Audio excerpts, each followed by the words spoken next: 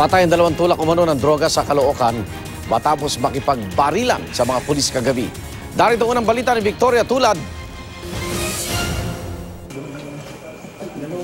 Lantaran umanong nagbebenta ng shabu sina alias Darwin at kasabwat niyang si Adrian Romero nang makita ng mga pulis sa BMBA Compound, Barangay 118, Caloocan City, bandang alas 11 kagabi.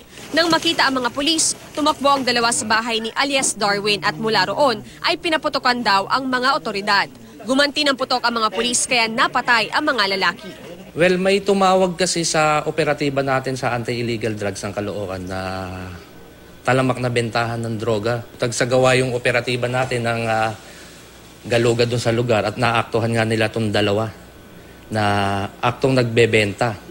Inaalam pa ng mga pulis kung notorious bang tulak ng droga ang dalawa at kung may dati na silang record. Nakuha sa kanila ang isang kalibre 38, isang sumpak at 21 sachet ng hinihinalang shabu.